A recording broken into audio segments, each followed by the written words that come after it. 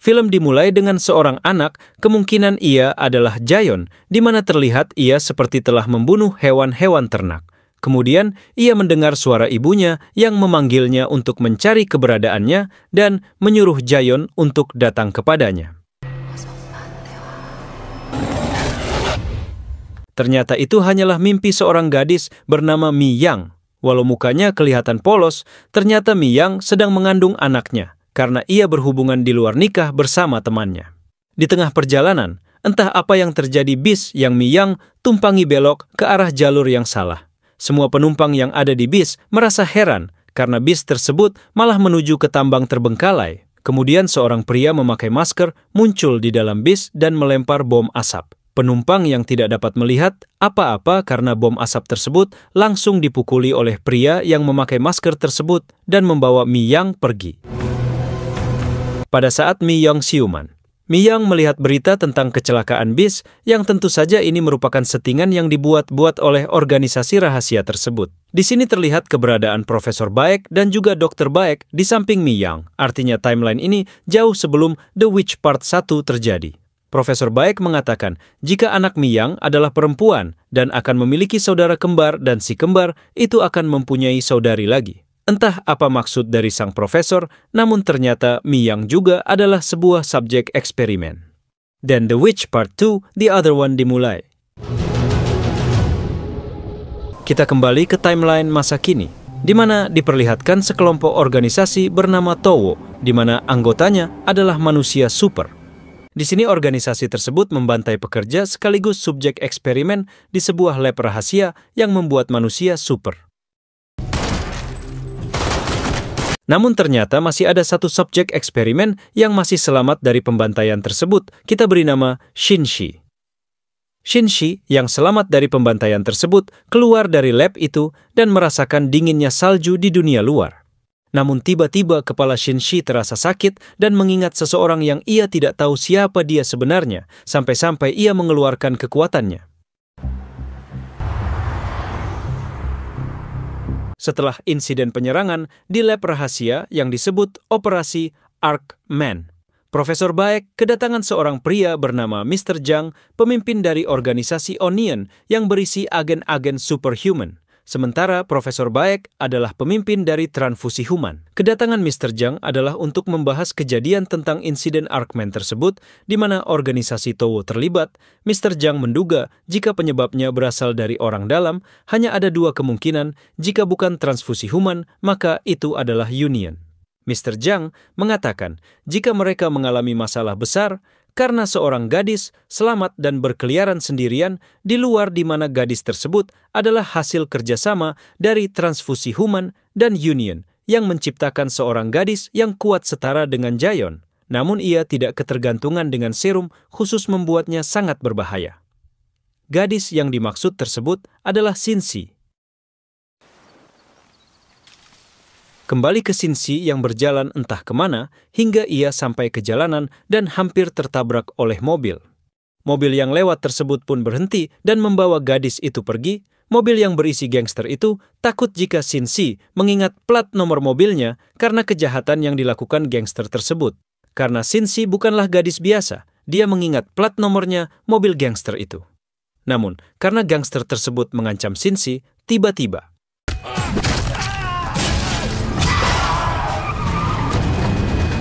gadis bernama Kyung Hee yang dijadikan sandera oleh gangster itu terbangun dan mendapati Shinshi yang ingin mengkill salah satu dari gangster tersebut. Namun, Kyung Hee menghentikan itu dan mengambil handphone gangster itu dan menelpon polisi. Segera, Kyung Hee menelpon dokter, kenalannya bernama Dr. Byun yang seorang dokter ilegal namun berpengalaman. Dr. Byun yang melihat Shinshi terluka parah dan pingsan langsung membawanya pulang untuk diperiksa lebih lanjut. Byun yang sementara memeriksa Shinshi terkejut melihat luka tembakan di punggung Shinshi. Dengan teliti Byun mengeluarkan peluru-peluru tersebut dan dengan cepat Shinshi beregenerasi. Di sini dijelaskan jika ketua dari gangster bernama Yondo menginginkan tanah tempat tinggal Yungke, di mana tempat tersebut wacananya akan dibangun sebuah reso Namun mendiang bapaknya dulu menolak hingga ia dibunuh oleh Yondo. Hingga kini, Yondo bermain kasar untuk mendapatkan tanah tersebut.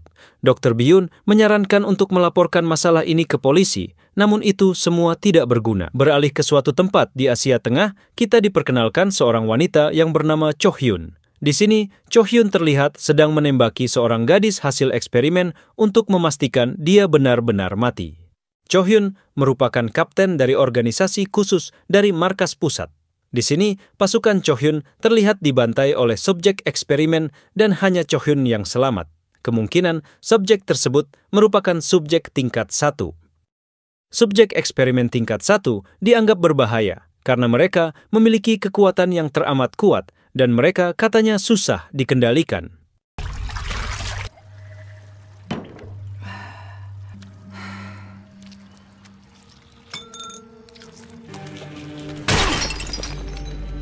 Di sisi lain, Shin-si dan Kyung-hee yang sedang menuju ke rumahnya menikmati pemandangan yang indah di perjalanan. Sesampainya di rumah Kyung-hee, kita diperkenalkan oleh adik Kyung-hee, yaitu Dae-gil. Dae-gil yang melihat Kyung-hee memiliki luka langsung memeriksanya secara kasar, tapi Shin-si langsung ingin menghajarnya, namun Kyung-hee menghentikannya dan mengatakan dia adalah adiknya. Dae-gil yang melihat Shin-si bertanya siapa dia. Kyung-hee menjawab dia adalah temannya dan akan tinggal bersamanya selama beberapa hari. Ketika mereka sedang makan, Kyung-hee dan Dae-gil mengalami pertengkaran antar saudara.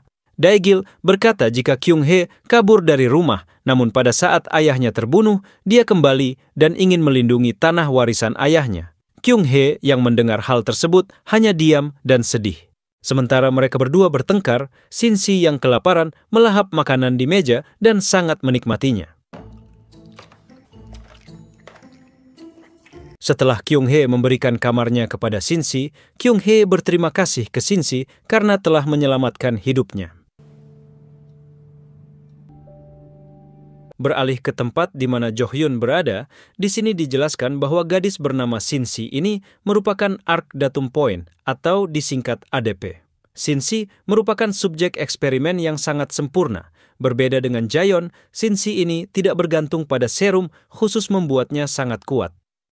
Shin-si merupakan hasil dari kloningan Jaeon, di mana dahulu transhumanisme menemukan inang yang sempurna, di mana inang tersebut adalah penumpang yang hamil di bis dahulu. Di sini, Profesor Baek menyuruh Jo Hyun untuk menyingkirkan mereka, karena mereka sangat berbahaya. Profesor Baek pun memberikan alat pelacak di mana semua proyek eksperimen di ARK dapat dilacak karena terdapat chip yang ditanam pada objek eksperimen. Pada saat Jo Hyun dan Tom menuju ke ADP, terlihat ada mobil yang sedang mengikutinya, kemungkinan mereka adalah anggota dari organisasi Union. Tom yang ingin menghajarnya langsung menggojeknya dan menabrakkan mobilnya ke mobil mereka. Tanpa berlama-lama, mereka langsung memulai menyerang Tom.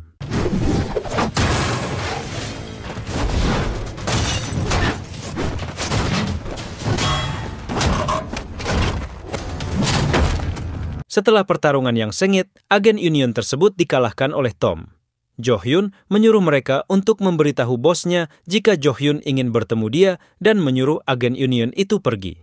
Setelah berhadapan dengan anggota Union, Jo Hyun dan Tom pun pergi ke tempat Shin-si berada. Beralih ke tempat Shin-si berada, Shin-si yang sedang duduk termenung di kamarnya tiba-tiba mengalami sakit kepala. Pada saat ia merasakan sakit, Shin-si mendengar bisikan misterius ibunya yang menyuruhnya untuk datang kepadanya.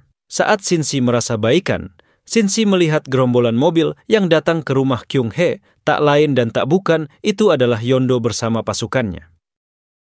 Yondo yang baru datang langsung dihadang oleh Kyung-hee dengan senapan milik ayahnya dan menyuruh Yondo untuk mundur. Tujuan Yondo di sini adalah untuk balas dendam pada anak buahnya dulu yang dihajar oleh Shin-si, sekaligus untuk mendapatkan tanda tangan untuk menjual tanah milik ayah Kyung-hee. Yondo yang tidak takut akan ancaman Kyung-hee menyuruh anak buahnya untuk maju. Kyung-hee langsung mengancamnya dengan menembakkan ke atas, namun anak buahnya tetap maju dan mengamankannya. Dae-gil yang melihatnya langsung memberi perlawanan dengan memukul mereka dengan pemukul bisbol. Namun itu tidak berguna dan Dae-gil dihajar habis-habisan. Yondo pun berusaha untuk bernegosiasi. Yondo ingin membeli tanah milik ayah Kyung-hee dan menyuruh Kyung-hee untuk mengambil uangnya dan pergi ke Seoul. Namun Kyung-hee menolak. Yondo heran kenapa Kyung-hee begitu berani melawannya padahal ayahnya sudah tiada. Dengan nada bicara yang sedih, Kyung-hee mengatakan, "Jika kaulah yang membunuh ayahku." Yondo yang merasa kesal mendengarnya, menyuruh anak buahnya untuk menghajarnya tapi membuat jarinya tetap utuh untuk menandatangani kontraknya. Yondo dan anak buahnya yang sedang menghajar mereka berdua tiba-tiba melihat Shin-si yang berada di atap rumah Kyung-hee.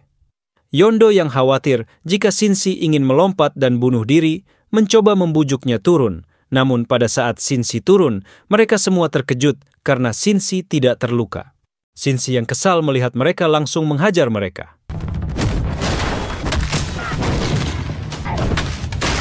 Yondo yang panik langsung menyuruh anak buahnya untuk maju.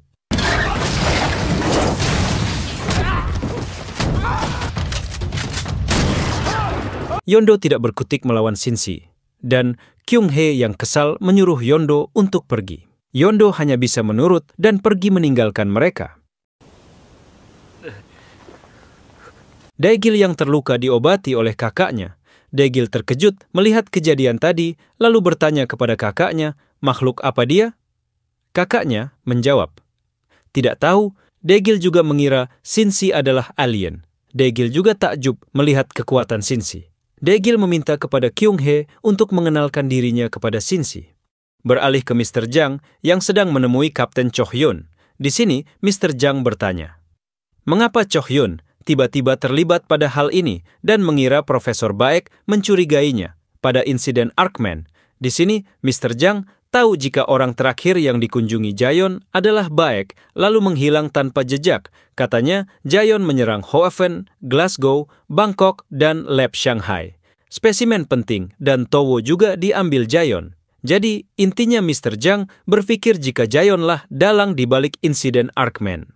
Mr. Jang meminta agar Cho-hyun tidak ikut campur dan berkata, tidak ada untungnya Cho-hyun untuk terlibat.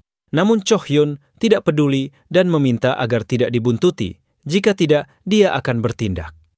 Beralih ke sekelompok misterius berbahasa Cina, kemungkinan mereka ada hubungannya dengan Towo. Mereka membahas seorang gadis yang sudah ditembak kepalanya 2 kali dan berpikir gadis itu sudah mati, namun mereka heran kenapa gadis itu masih hidup. Di tempat lain, Biyun yang sedang menjaga tokonya didatangi oleh Yondo. Yondo membawa masuk Biyun ke tokonya dan menutup tokonya. Yondo bertanya apakah Biyun masih menjadi dokter hewan dan mengancam akan memotong pergelangan tangannya jika melakukan praktik ilegal. Sang dokter yang ketakutan tidak mengaku, namun Yondo tahu jika Biyun terlibat dengan gadis yang dijaga oleh Kyung-hee, di mana dulu dokter Biyunlah yang mengobati Shin-si. Yondo yang kesal langsung memotong jari dokter Biyun. Pada saat Yondo keluar dari toko, Yondo terlihat sedang menghubungi seseorang yang sedang mencari subjek eksperimen ADP, yaitu Shin-si. Beralih ke Shin-si yang sedang diperlihatkan video mukbang oleh Daegil, Daegil menjelaskan jika Shin-si membuat channel YouTube dan membuat video mukbang, maka iklan akan muncul yang itu berarti uang. Namun Shin-si yang melihat makanan yang enak tidak memperhatikan penjelasan Daegil. 맛있어? 이건 뭐야? 뭐? 아, 핫도그. 우리 이것도 먹어? 핫도그는 이따 사고. Pada saat Shin-si tiba di supermarket, Shin-si kaget dan takjub karena sangat banyak makanan yang dilihatnya. Tanpa basa-basi, Shin-si langsung mengambil beberapa makanan yang terlihat enak dan mencicipi makanan yang tersedia di toko tersebut.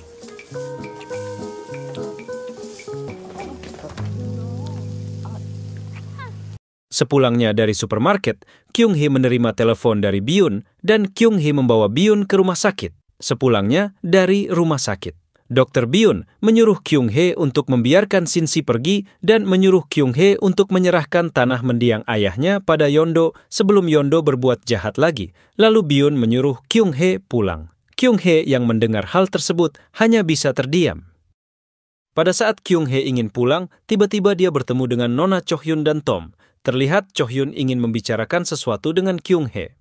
Beralih ke Yondo yang sedang menelepon seseorang, dia melaporkan jika ada seorang gadis yang bisa melempar mobil, terbang, dan sebagainya, namun pada saat Yondo masuk ke ruangannya, seluruh anak buahnya dibunuh oleh sekelompok manusia super. Ia menemukan ponsel Yondo dengan mudah. Ternyata merekalah yang dihubungi Yondo.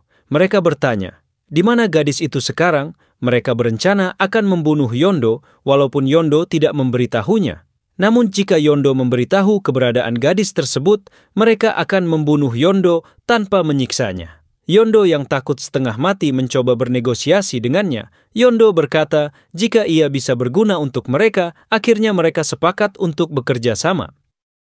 Beralih ke Dae-gil yang sedang menunjukkan kepada Shin-si, Jo-yun yang sedang konser pada part 1, di mana Jo-yun menunjukkan sihirnya. Di sini, Dae-gil memberitahu kepada Shin-si, jika Shin-si mampu menunjukkan keahliannya seperti Ko Jaeon, maka ia bisa saja menjadi bintang. Dae-gil kemudian menyuruh Shin-si untuk memperlihatkan kemampuannya. Dae-gil berjanji akan membelikan Shin-si pizza yang besar dan spaghetti jika ia bisa memperlihatkannya. Dengan perasaan senang, Shin-si kemudian menunjukkannya. Benda di sekitar Dae-gil melayang. Dae-gil yang melihatnya sangat takjub, kemudian sebuah komet jatuh. Dae-gil berpikir itu ulah Shin-si. Shin-si mengatakan, Dae-gil sudah gila. Kyung-hee yang sudah pulang ke rumah diperlihatkan rekaman salah satu anak manusia super, Cho-hyun, mengatakan jika dia adalah monster dan dapat bermutasi kapan saja, jika tidak mau Dae-gil terbunuh, maka Kyung-hee harus mengikuti arahan Cho-hyun.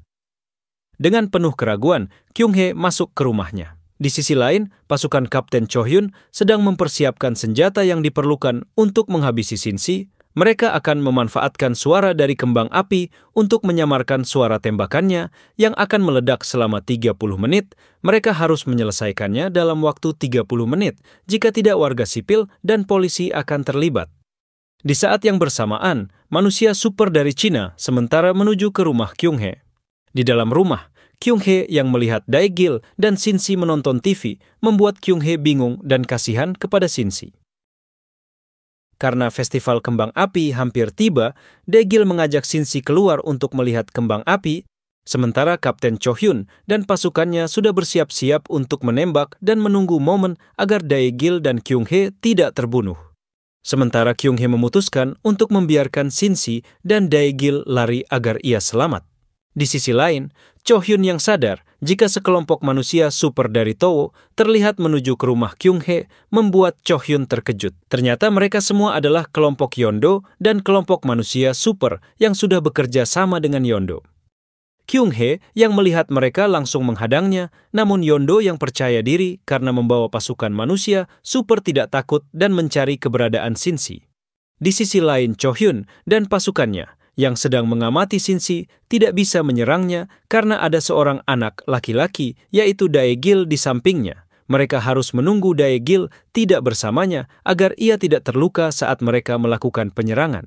Dae-gil yang tahu kondisi memburuk menyuruh Shin-si untuk lari, dan kembali saat keadaan membaik, ia berjanji akan memesankannya pizza jika bertemu lagi.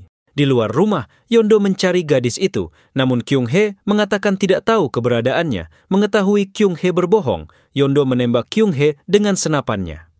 Di tempat lain, pasukan Cho-hyun menembaki Shin-si dengan bazooka. Salah satu manusia super dari China menuju tempat bazooka itu ditembakkan. Dae-gil yang berusaha menyelamatkan kakaknya, tapi sudah terlambat. Cho-hyun memeriksa keberadaan Shin-si, tapi sudah tidak ada. Pasukan Cho-hyun dihampiri oleh manusia super dari Cina. Mereka terlibat pertempuran antar manusia super, namun manusia super dari Cina lebih mendominasi.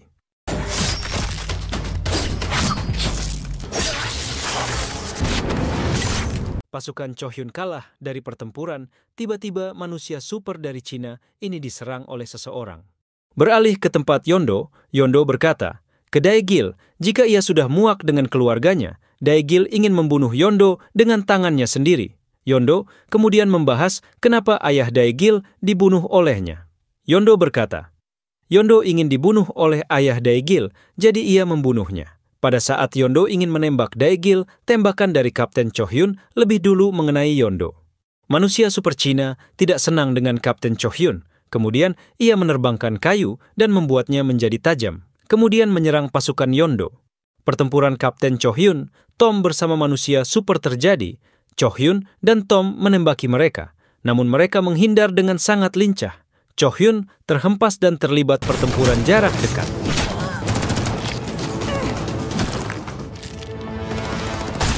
Mereka terus ditembaki, tapi mereka punya regenerasi yang cepat, lalu manusia super itu menyerang Cho Hyun. Cho Hyun berhasil menghindar, tapi ia terjatuh. Cho Hyun yang melihat Dae-gil menyuruh pergi, namun Yondo tidak membiarkannya. Ia menembak ke arah Dae-gil. Cho Hyun melindungi Dae-gil dengan tubuhnya, namun peluru tersebut tembus sampai ke badan Dae-gil. Beralih ke Shin-si yang bangun dari pingsannya di tengah hutan dan melihat kembang api. Namun, dengan wajah sedih, ia mengingat momen ketika ia bersama dengan Kyung-hee dan Dae-gil. Shin-si sangat menikmati bersama mereka dan menganggap mereka adalah orang yang baik. Shin-si tahu jika situasi Dae-gil sedang buruk, namun tak lama kemudian datang seorang wanita yang juga manusia super. Wanita itu berkata pernah meledakkan kepala Shin-si dan heran. Kenapa Shin-si masih hidup? Maka dari itu, wanita tersebut kali ini ingin memenggal kepala Shin-si. Wanita itu menyerang Shin-si. Shin-si dengan lincah langsung menusuk kepalanya. Tom menanyakan keadaan Kyung-hee dan Dae-gil, namun mereka sudah mati. Melihat hal itu, Kapten Cho Hyun mengeluarkan pisau dan ingin membunuh Yondo. Namun manusia super langsung menyerang Tom dan menghalangi Cho Hyun dan terjadi pertempuran jarak dekat antara Cho Hyun dan manusia super. Cho Hyun menusuk leher manusia super itu dengan sekuat tenaga. Namun wanita ini tiba-tiba menyerangnya dari belakang, membuat luka di punggung dan tengkuk Cho Hyun. Cho Hyun ingin ditembak oleh wanita itu, tapi untungnya pelurunya sudah habis. Tom yang terluka berusaha bangun dan menyergap salah satu dari mereka dengan pisau, namun mereka sama sekali tidak mempan dan beregenerasi.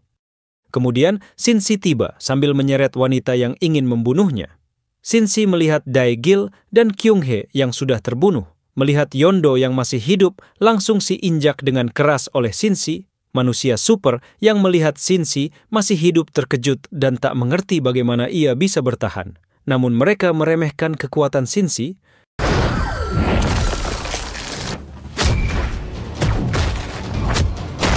Pada pertarungan Shin-si melawan mereka manusia super dari Cina dibuat tak berkuti melawan Shin-si. Wanita ini ingin menusuk Shin-si, namun dengan kekuatan telekinesis, ia tidak bisa menusuk Shin-si, dan ia dibuat menusuk dirinya sendiri.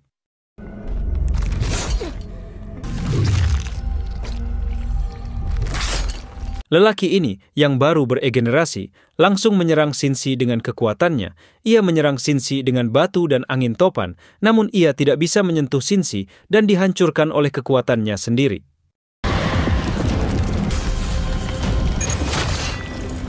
Wanita ini yang melihatnya langsung takut setengah mati, namun tiba-tiba seseorang yang baru datang turun dari mobil. Ia adalah Jaeon. Ia langsung menanyakan kabar Shin-si. Wanita ini yang melihat Jaeon bicara dengan Shin-si langsung bertanya apakah Jaeon mengenalnya. Lalu Jaeon menjawab, ia ternyata adalah saudaranya. Shin-si merupakan klon dari Jaeon. Ternyata kelompok manusia super dari Cina merupakan suruhan dari Jaeon untuk mencari Shin-si. Lalu, wanita tersebut langsung dibunuh oleh Shin-si. Jaeon menjelaskan pada saat insiden Arkman, Jaeon terlibat. Jaeon ingin membantu Shin-si keluar dari lab itu, tapi ia terluka saat itu dan tak mampu melawan Shin-si. Jadi, Jaeon meminta bantuan dari mereka. Namun mereka malah hampir membunuh Shin-si. Jaeon sudah lama memperhatikan Shin-si. Namun awalnya, Jaeon mengira Shin-si bukan adiknya, tapi Jaeon merasakan bahwa Shin-si adalah adiknya. Shin-si bertanya, mengapa Jo-yun mengeluarkannya dari ARK? Jo-yun menjawab, jika aku membutuhkanmu dan kau membutuhkanku. Tujuan Jo-yun adalah untuk bertemu ibu. Jo-yun mendengar ibunya mencari Shin-si, sementara Jo-yun tidak. Kemudian Jo-yun mengajak Shin-si pergi, tapi Shin-si berbalik badan menuju ke mayat Dae-gil dan Kyung-hee. Melihat Dae-gil dan Kyung-hee terbunuh membuat Shin-si sangat terpukul. Shin-si ingin menghidupkan kembali mereka. Jo-yun berkata, itu bisa dihidupkan namun hanya salah satu dari mereka. Namun ketika dihidupkan, mereka tidak akan menjadi manusia normal, melainkan manusia super. Shin-si kemudian disuruh oleh Jo-yun untuk memilih siapa yang akan dihidupkan. Kemudian perhatian mereka beralih ke Yondo yang telah mati. Jo-yun berkata, mungkin lebih baik jika mati sebagai manusia. Shin-si sangat sedih, lalu tiba-tiba Jo-yun membius Shin-si, dan Jo-yun berkata ingin membawanya bertemu dengan ibunya. Kemudian dia membawa Shin-si pergi. Beralih ke tempat Dokter Baek mengetahui dua gadis tersebut bertemu, yaitu Ja-yun dan Shin-si, ia juga sepertinya akan bersiap-siap. Kemudian diperlihatkan seseorang, yaitu Myung terbangun dari tidurnya, lalu film pun berakhir. Setelah kredit scene, Tom ternyata masih hidup, ia bangun dan segera memeriksa keadaan Kapten Cho-hyun. Untung saja Cho-hyun masih hidup, mereka sekarang ingin mengejar Jo-hyun dan Shin-si. Terlihat Cho-hyun sedang menelepon seseorang. Ternyata seseorang itu sudah berada di dekatnya. Ia adalah Mr. Jang. Kapten Cho-hyun lalu meminta bantuan kepada Mr. Jang. Mr. Jang mengatakan, jangan khawatir karena Mr. Jang tahu kemana mereka akan pergi.